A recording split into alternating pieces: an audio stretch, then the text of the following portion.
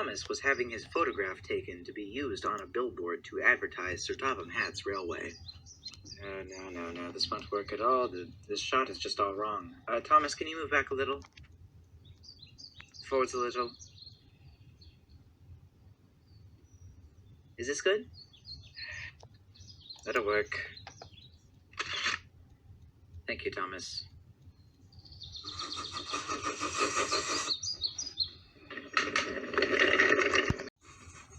Sir Topham Hatt was in the middle of an important meeting with Rudolph Diesel, the inventor of the diesel engine.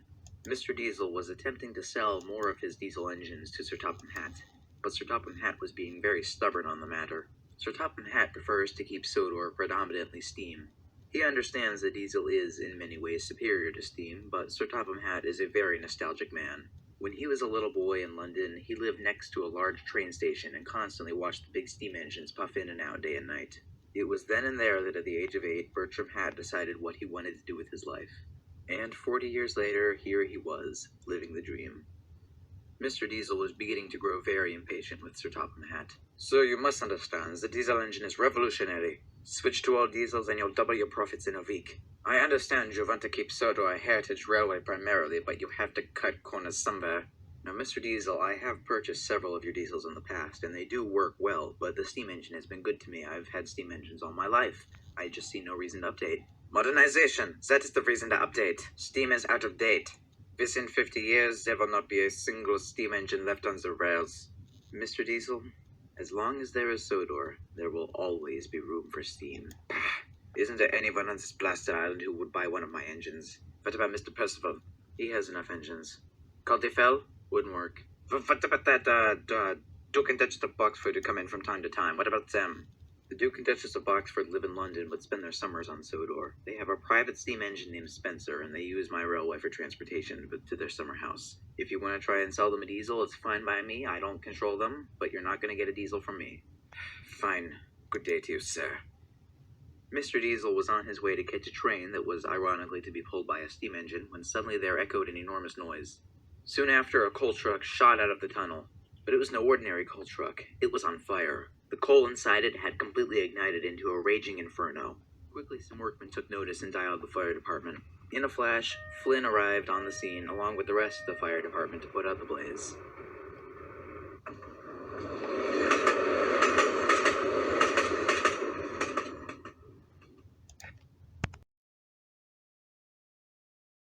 Oh, nothing, just a shining example of the competence of your railway. A burning coal truck shot out of that tunnel and stopped right in the middle of the main line. Oh, and look at that, there's an illegally parked fuel card right in the middle of the line. If the points had been set differently, there could have been an explosion. Well, no.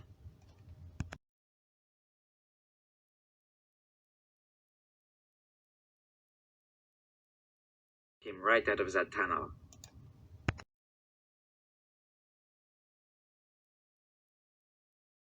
Well, that tunnel leads to the Scarlow Railway transfer yards. Bet it was a retaliation for the shooting yesterday. I'm going to get to the bottom of this. And with that, Sir Topham had got in his car and raced off to Scarlowy.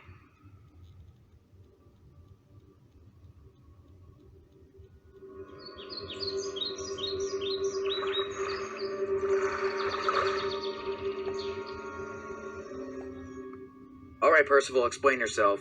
Oh, hello, sir. I wasn't expecting you. Cut the chatter. Just shut up.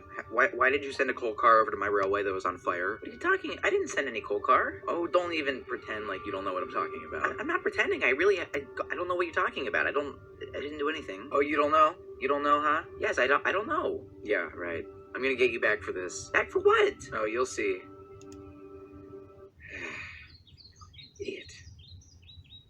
Wait, what? Percival!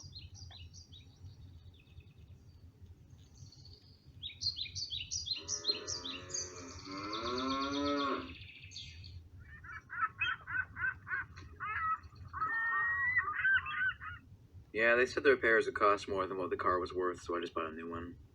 Well, here it is. Wow, isn't she a beauty?